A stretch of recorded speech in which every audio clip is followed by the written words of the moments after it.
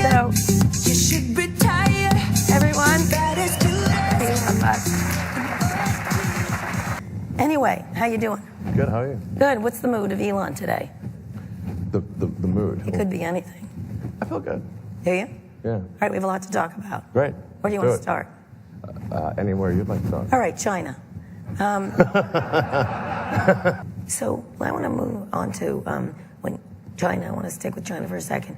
You're operating there, selling there. What do you make of what they're doing to the tech entrepreneurs there, the tech moguls?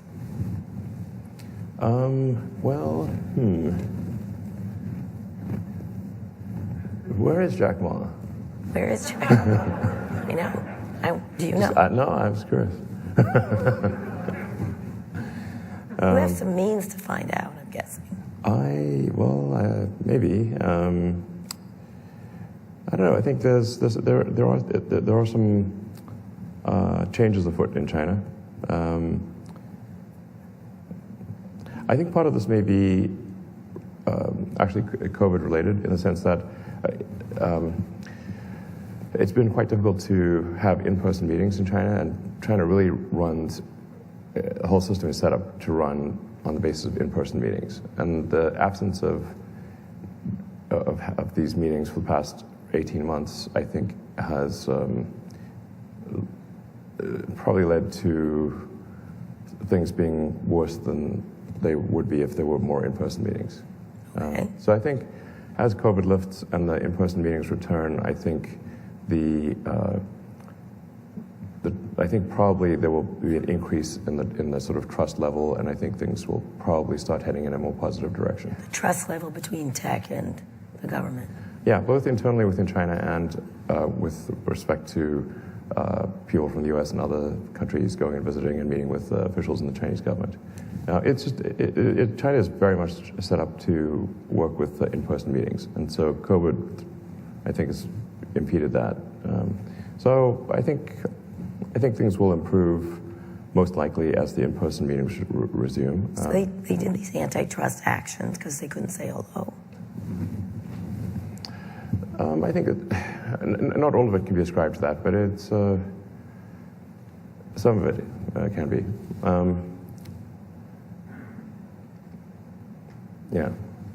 We'll see. I suspect things will improve next year because of just more interaction. Are you nervous about what you're doing there? It's a big market for you. You operate there.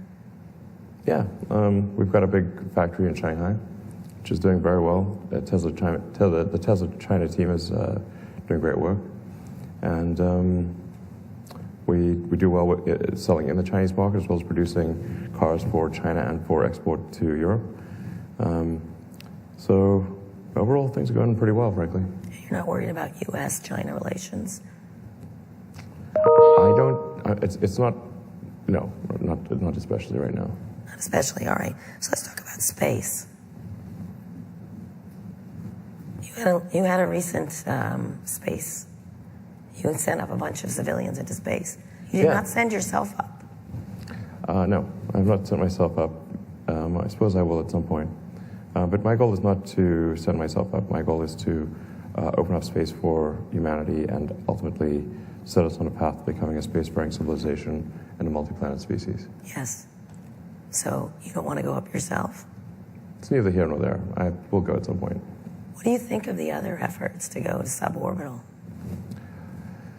Suborbital is a step in the direction of orbit, but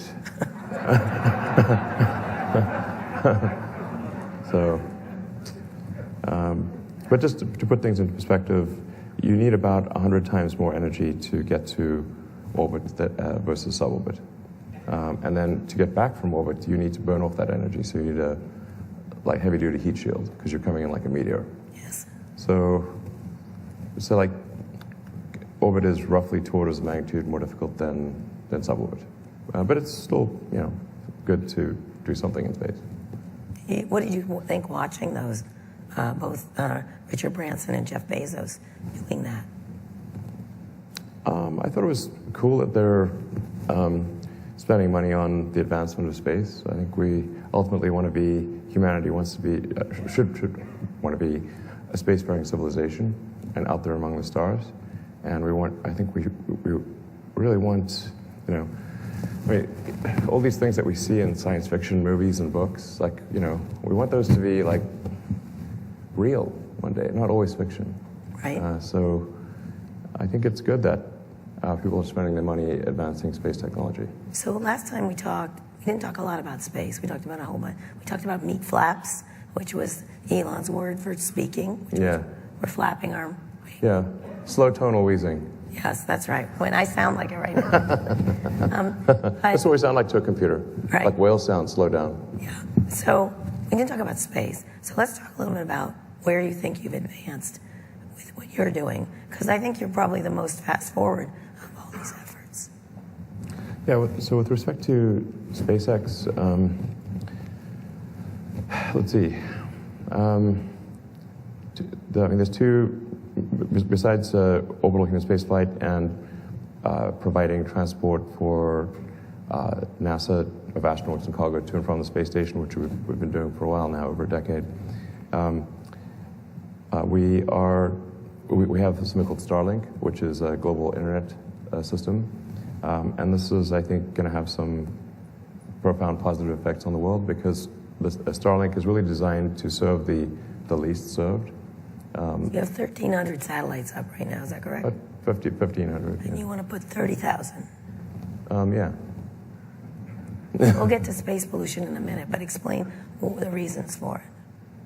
Yeah, so in order to provide high bandwidth, low latency connectivity to a large number of people, you need a lot of satellites, and they need to be at low Earth orbit so that latency is low. The problem with satellites that are at geostationary orbit is that they are around 36,000 kilometers, whereas we are at 550 kilometers. So gigantic difference in latency.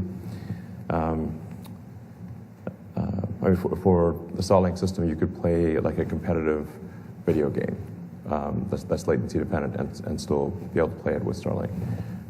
It's like browsing a terrestrial system, essentially. But Starlink is really, just to be clear, not a threat to 5G or terrestrial fiber or anything like that. But it's very well suited to low to medium density regions of the Earth, places where it is too expensive to trench fiber or put 5G cellular base stations, and so it's really a good. It kind of takes care of the people that just didn't get internet, or either the internet's too slow or too expensive, or they just don't have it at all. It's very well suited, a space-based system for serving like the least served, maybe 5% or something like that. How big a part of your space business is it, from your perspective? I mean, I think it's quite significant in that the launch side of things, just launching other people's satellites and serving the space station, probably tops out around $3 or $4 billion a year of revenue.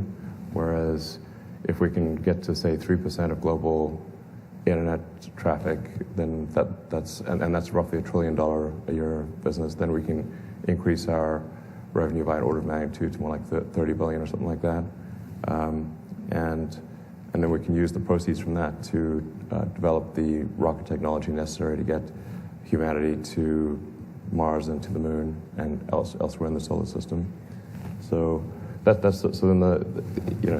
Starlink is good in and of itself for providing, like I said, providing internet access to the least served in the world. I think it's a fundamentally good thing in that respect. And also offering a little bit of competition in the cities, although Starlink can really maybe serve less than 5% of people in a city. It's just because of the way the spot beams from space are very big. So anyway, it's a very nice complement and a necessary complement to 5G and fiber.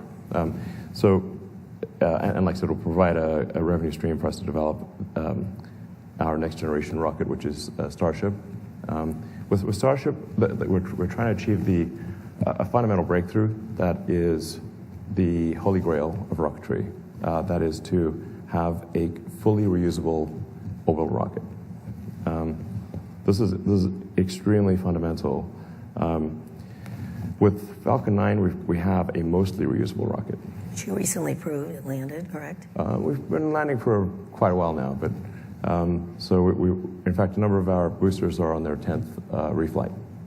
So we've shown that reusing the boost stage can be done, and that it is economically sensible to do so. What's the difference in price between our Falcon 9 and competitors?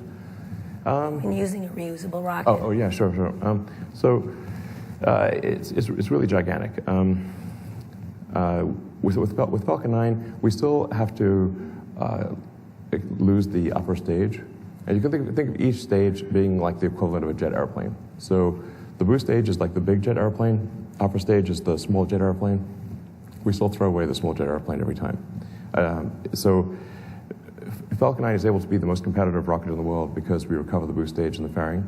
But still, our best case marginal cost of launch, not taking into account overhead allocation, is about $15 million. Per launch? Yeah, for 15 tons to orbit. Which is quite big. Like SpaceX, over the last year or so, has delivered about, I think, roughly 2/3 of all payload to orbit of Earth. And most of the remaining third is China, and then everyone else is kind of in the miscellaneous. So anyway, but we still have it's still $15 million because of mostly because of What's the cost differential between that and what you're aiming for? Yeah, so basically Falcon 9 is effectively about half to a third the cost of alternatives because of the reuse of the boost stage. With Starship, we should be able to get to the point where it's maybe 1% the cost of an expendable system. So that would just be $1 million, right? Or yeah, the marginal cost of launch we think can be it could be potentially under $1 million. So is anybody for close? over 100 tons to orbit? 100 more than 15. You said 15. Yes, this is 100 tons likely, and with refinement of the design, probably 150 tons. So essentially, it would be 10 times the payload of Falcon 9 for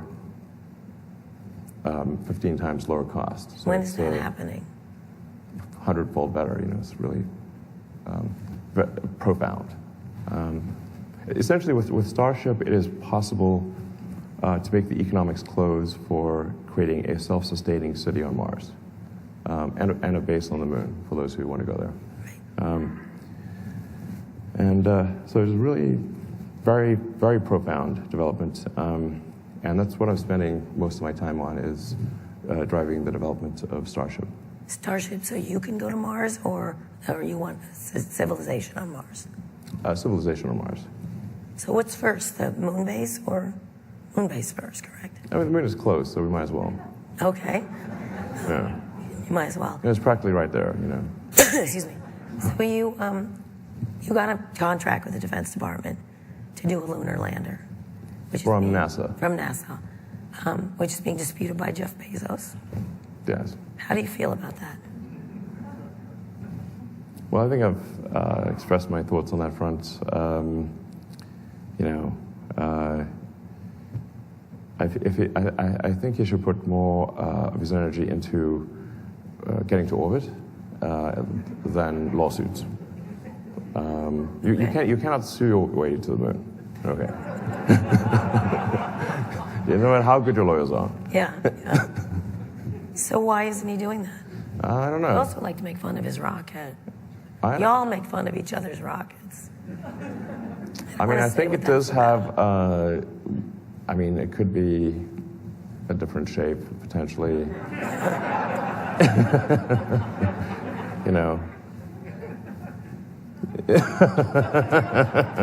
Could you explain from a technological point of view why it's that shape?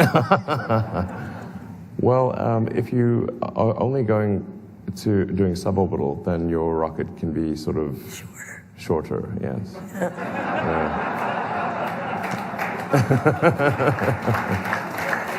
So, have you called him and said, cut the shit, get bigger, or what?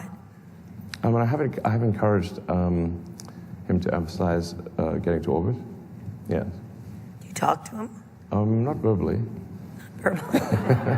What is it, mind meld or No, what? just, Tweet at him. Yeah, Tweet at him. yeah, exactly. Subtweet, if you will. So what? Subtweet. You do subtweet him. So what are you going to do with the lunar lander, and how do you get the moon base there? Yeah. So Starship is designed essentially as a general purpose transport system to anywhere in the solar system because it is a propulsive lander, and with a propulsive lander, you can land anywhere that's got a solid surface. And it's also designed for orbital refilling. So you can get the Starship to orbit and then send tanker flights to refill it so that it has tremendous delta velocity. Basically, it can go very far from Earth orbit because you can refill propellant. The moon base is important because? Well, I think the moon base, I mean, certainly there's like a lot we could learn scientifically if we had a proper laboratory on the moon about the nature of the universe and, you know, where we all came from and the early history of Earth and that kind of thing. Yeah, we have a science station in Antarctica, and we're still learning a lot from, you know, our activities in Antarctica, and I think we could learn even more on the moon. So there's a lot of value, I think, to having a. And I think it'd be just freaking cool. I mean, come on, it's like we got to, you know, humanity.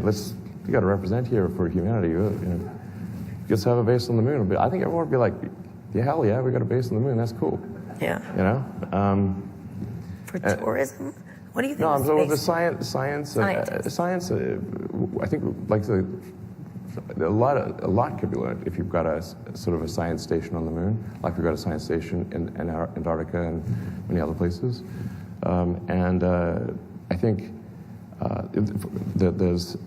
there is value that shouldn't be denigrated for people who want to experience going to orbit or going to the moon. You know, when they do so, you know, I think to some degree vicariously we all go with them. You know, when in the Apollo program, when they landed on the moon, yeah, it was just a handful of individuals on the moon, but we all went with them vicariously. Humanity went with them. Like if you did a poll of people on Earth and said, "Tell me, what do you think is humanity's greatest achievement of the maybe ever?"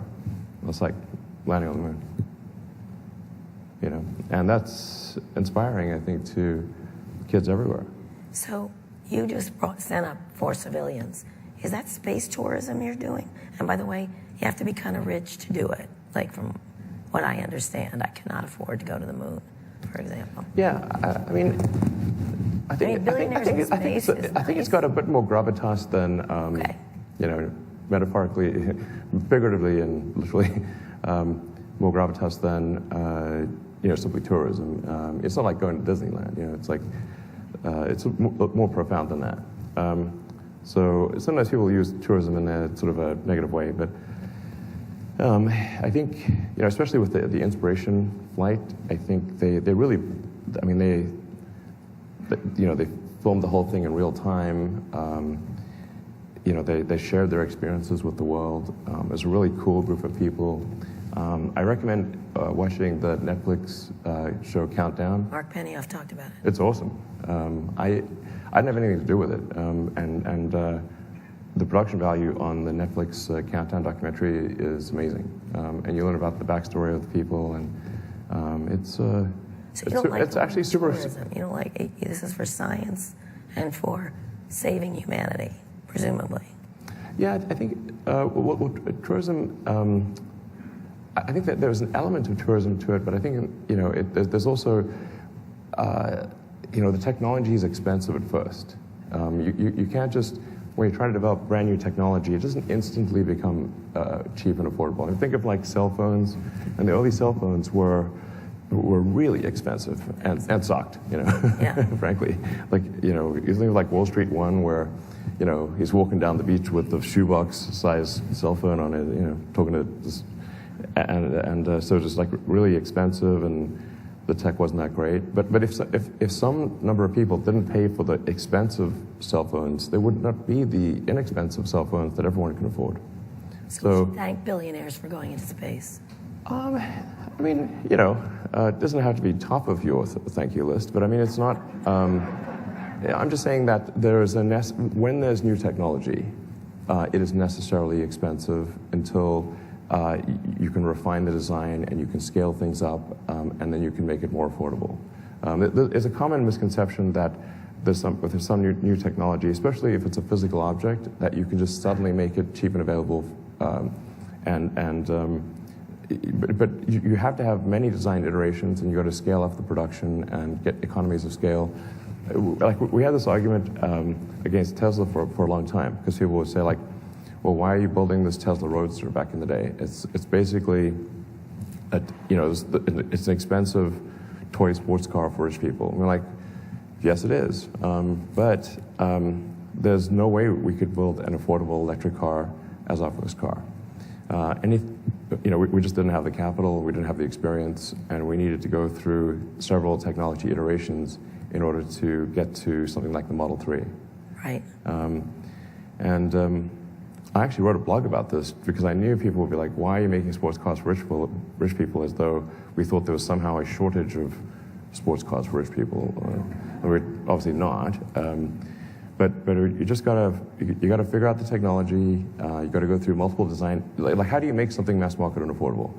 Many design iterations, many different versions of the technology, a lot of hard work, and then you've got to scale up the production rate so you get economies of scale. And those two things are what make any given technology available to the public. And basically every technology that we take for granted today has gone through that So the idea evolution. of getting to Mars will be affordable someday? Yes, absolutely. It has to be. In order for Mars to be a self-sustaining civilization, it has to be affordable. When you say that, Enough people need to go, why do you want people to go when you just keep saying that? Because you're worried about this planet? Or you're just betting the odds are we'll either blow it up or it'll be the day after tomorrow movie? No, I think it's really, if you sort of look, just sort of stand back, if we just step away from our sort of internecine squabbles and say, let's look at the big picture here. What set of actions can we take that maximize the probability that the future is going to be good for civilization and for consciousness? And I think we should regard consciousness on Earth as delicate, not just fragile. What sort of actions can we do to ensure that it continues and that the scope and scale of consciousness expands? And I'm in favor of expansion because, if we want to understand what the universe is about and what's the meaning of life, and we need to get out there and find out. And the more we expand the scope and scale of consciousness, the better we will be able to understand what questions to ask about the answer that is the universe. So when you get a lot of criticism, say, about Starlink, space pollution, you see a lot of stories about space pollution. Why is Elon putting so many astronomers get mad at you? Or with the rockets, so that you have these big defense contracts that you're doing, correct? First time someone's broken into the area. How do you meet those criticisms? This is just small potatoes? Well, first of all, with respect to the astronomers, we are in constant dialogue with the leading astronomers of the world, and taking great pains to ensure that our satellites do not interfere with their telescopes. And I believe at this point they are satisfied that they will not. Like I said, we're taking great pains to ensure that the satellites do not reflect or otherwise interfere with the telescopes, including the most sensitive telescopes. So there may be a few sort of amateur astronomers who are unhappy, but the professional ones are satisfied that we're taking reasonable steps to ensure that we are not standing in the way of science, nor would we ever want to. And we're also looking at launching some new telescopes using Starship, because Starship's a much bigger vehicle. We can launch satellites that have 10 times the resolution of the Hubble, which would be great for science. In fact, there's an exciting program working with Sol Perlmutter at Berkeley on a big new space satellite, a space telescope, I should say. And I think we'll do more of those. So I think at the end of the day, Starship and SpaceX are going to do a lot to advance our understanding of astrophysics and astronomy. You still want to, you said to me a couple times ago we talked, you want to die on Mars. You still want to die on Mars. Well, just not on landing, right? Yes. Yeah. It's not an impact. Right. Yeah. Well, that would be spectacular. Yes, but you wouldn't get to enjoy it much, just a second or so. Talking about maybe. a narrative for the rest of it. Yeah, no, I was just asked, do you want to die on Mars? And I was like, well, I suppose if you're going to pick Earth or Mars, I'm like, it'd be cool to be born on Earth and die on Mars. I'm not like trying to make a beeline to Mars and just, die or something. It's just that, you got to pick one. You're going to die somewhere. Sure, Mars. I've interviewed a lot of I guess they're biologists. They're worried about, essentially, they said you have to be under the Earth, a couple hundred feet. No. You get short. Definitely not a couple. Not a couple hundred. Feet, yeah, you just need. First of all, half the time you're shielded by Mars itself. That's half the radiation is just the planet shielding you, and then you want to maybe have I don't know, 3 feet of dirt-ish on the roof, or just kind of a thick roof. It'll be fine. So you're not worried about becoming shorter and stupider by moving to Mars? No, I think we might become taller actually on Mars. A little bit taller, yeah, because the gravity is roughly 40% that of Earth. Okay, that would be good for me. When you think about, but I do think there's an important thing if you think of the various great filters. If you're familiar with the sort of great filter of thought, one of the filters is, do we become a multi-planet species or not? Right. So that is at least one of the great filters, and I think it would be great to pass that and have be a multi-planet species where the critical threshold is for a Mars city. If the resupply ships from Earth stop coming for any reason, whether that is civilization on Earth, it could be a mundane reason or it could be World War III. But does Mars prosper or die out?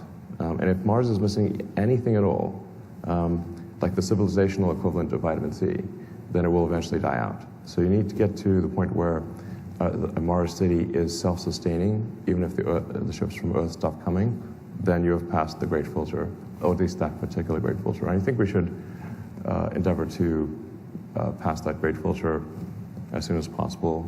When? You said pretty soon last time we talked. Yeah, I think we should really try hard to make it happen this century, before the end of the century. You'll be pretty old. I'll probably be dead. Yeah. Not on Mars. Well, I'll, pop over there when I'm old or something. Okay. So, one of the things you're doing is a lot of government deals. You're doing this lunar lander. You did the rocket one.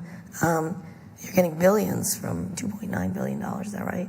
Well, right now we're not getting anything because we're being sued. Right, that's right. I'm sorry. Okay. Yeah. But you're getting a lot of money. Well, hopefully we'll get it. Right, when it's over. Yeah. Any fixes. Most of our launches are commercial, to be clear. Yes, I understand that. But you're doing a lot of government work. Sure. What is that like, working with the government? Is that important to your business? Yeah, it's an important part of the business. Just bear in mind if you're in any industry, like let's say you're a pencil manufacturer, okay, about 40% of your pencils are going to go to the government. Right. The government's about 40% of the economy. if you're a shoe manufacturer, about 40% of your business is going to be with the government. So, it's to be expected that any company is going to have most companies are going to have a percentage of business with the government, state, federal, and local, that is proportionate to the GDP of the government. So one of the criticisms of you is you don't pay enough taxes, if any. Can you address that? Because here you are getting money from the government. You obviously want a functioning government to be able to build all kinds of things and services. How do you look at that trade-off? Well, there was a bunch of very misleading stuff that was published by ProPublica. And really that was some sort of trickery, and really they did themselves no good service by doing that. So first of all, with respect to the government contracts that SpaceX wins, our aspiration is to do the most for the least. And if you look at all the contracts we've won them because we're the best price. We have a better service at a lower price. They weren't just handed to us. I don't think they were. That's what I'm saying. The fact you called me and said we finally got in after years of sort of this backslapping, I think it's a great thing. That is a great thing. Absolutely. For the lunar lander, just taking that as one example, our bid was half the price of the Blue Origin Lockheed bid, half. So for a vehicle that does basically 10 times more or 8 times more perhaps, our price was half. Okay. And NASA has a mandate to get back to the moon, so we saved taxpayers like $3 billion relative to that contract. So I think that's a good thing. With respect to my personal taxes, I don't actually draw a salary or anything. My cash compensation is basically zero. Which is a good thing, because income is a problem for most people, because they pay taxes on income. That was the whole point of the story, I think. So I do have stock options that vest, and so in the years that but I basically with Tesla and SpaceX, I just have not really bothered to sort of take money off the table, which is most people do. They sell some of their stock and they take money off the table. And for me, I just said, my money will be the sort of, it was the first in and it'll be the last out. The success of SpaceX and Tesla was far from assured, and there are many times when it looked like the companies would, and they skirted bankruptcy many times, but I never tried to take money off the table. And now this is trying to be turned around and made into a bad thing, and that's messed up. But when my stock options, just before my stock options expire, then I am forced to exercise, and my top marginal tax rate is 53%. So I don't think that's particularly low, and it's going to go up next year. It's probably 57% or something. When you sell. Yes, and I have a bunch of options that are expiring early next year, so a huge block of options will sell in Q4 because I have to, or they'll expire. And my top marginal tax rate is 53%. So you eventually will pay a lot of taxes. Massive, yeah.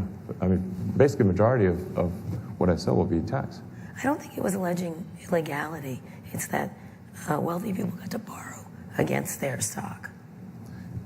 Yes, they were saying that somehow borrowing is a trick to get away from paying taxes, but it's important to bear in mind that we've had a very long expansion in the economy, maybe the longest ever, and borrowing against stock is all sort of fun and games until you have a recession and you get the margin calls, and then you go to zero, which happens basically every time there's a recession. Right. Stocks don't always go up; they go down. Yours seems to. Most stocks have gone up, including some questionable stocks, frankly. Are you talking about yourself? I'm sorry. I think. Are you surprised by how much it's gone up and how wealthy you've become? I have literally gone on record and said I think our stock price is too high, in my opinion. And this did nothing to stop the rise of the stock price. No. So, I don't know, what am I supposed to do? I'm not the one making it go up. But I think it's important to bear in mind, like my actual tax rate is 53%. They try to make it sound like basically it was a big increase in the value of the Tesla stock, and then they added up. They just very selectively poked at the numbers to make it sound like I was paying very low taxes. But in fact, my taxes are very high. They're like over half. When you pay them, when you will pay. Yes, and a huge amount will be paid in the next 3 months because of expiring options. And there was like 1 year where I think my taxes were basically zero. And the reason for that was because I had overpaid taxes the year before. And I forgot to mention that. You didn't call them back. I'm not going to call them back. They have no interest in the truth. Oh, okay, all right. Let me ask you a question. Twitter. Let's finish with Twitter, and then let's get to questions from the audience. What's going on with you and Twitter? I am a Twitter addict. I say the wrong things all the time. What is? Someone explained it to me, who's very close to you, saying it's your release valve. This is where you feel better. Yeah, I think I said some people. It's your happy place. Some people use their hair to express themselves. I use Twitter. Do you regret any of it or not? You are kind of prominent. Yeah, I mean, sure. Walk us through when you decide to do a tweet. You go, no, no, no. Well, yes. I think about it for hours. Do you? And I consult with my strategy team. You just literally go, yeah. Yeah. Yeah. Or maybe I'm wasted on that. Gone. Let me shoot myself in the foot. Bam. Now let me shoot myself in the foot. Bam. Yeah. That describes some of my tweets. Yeah. Are you worried about any SEC involvement in your tweets going forward? What does that stand for again? I mean, I know the middle word is Elon's, but I can't remember the other two words. You need to answer me. You need to answer me. Are you worried they're going to say, Elon, stop fucking tweeting? You talking about the Short Seller Enrichment Commission? Yeah. Yeah. Short Seller Enrichment. That's their new name. Is it? Yeah. Can I ask you about the particular recent tweet you did about, you did one great tweet about time, saying time is the currency, which I thought was beautiful. Time is the ultimate currency, yes. No matter what resources you have, you can't wind back the clock. It's true. Yeah. No matter how rich you are. Yeah. But then you did the Biden tweet. Can you explain that one? Oh, when, well, yeah, I mean, so, you know, like Biden held this EV summit. Didn't invite Tesla. Invited GM, Ford, Chrysler, and UAW. An EV summit on the White House. Didn't mention Tesla once, and praised GM and Ford for leading the EV revolution. So you were pissed. Does this sound maybe a little biased or something? And then, you know, just not the friendliest administration. Well, seems to be controlled by the unions, as far as I can tell. So, are you waiting to get Trump back? No. Who would you like to be president besides yourself? I would not want to be president at all. Sounds like no fun being president. What do you think is going to bring our country together, if at all? Moving to Mars, what? Well, I think if there was some moderate, you know, sort of centrist president, then I think that would help. You know, I think everyone just wants. I think most people want a president who is just a very competent, you know, executive. You know, not too far left, not too far right, and everyone would be like, I think, well, most people would prefer that. You know, when it comes down to the election, you've got two choices. You're like, you know, maybe you don't love either choice, but you got to pick one. Do you think that'll happen? Do I think there will be what? Centrist. I hope so. Yeah, hope so. That'd be nice. What about democracy? I'm not super worried about democracy. Are you worried about democracy? A smidge. What concerns you? A lot of the dialogue is getting a little... I study propaganda. Oh, yeah. It's worrisome. The fact that it can't happen here, it certainly can. I'm a Philip Roth kind of person, so... Yeah. But we're both having a lot of children, so we must believe in the future. Yes, children. We have 10 children between us, correct? I believe, yes. You're slightly ahead, but you've got a rocket. Anyway. I do think there is, I think a lot of people think that there's too many people on the planet, but I think there's, in fact, too few, and that possibly the single greatest risk to human civilization is the rapidly diminishing birth rate. And the facts are out there for anyone to look at. But a lot of people are still stuck with, Paul Ehrlich's book, Population Bomb. And it's like, that was a long time ago. That is not the case today. And there was a massive notch in demographics last year because the birth rate plummeted, and also this year. So more children. So, I mean, if no babies, no humanity. You got to come from somewhere.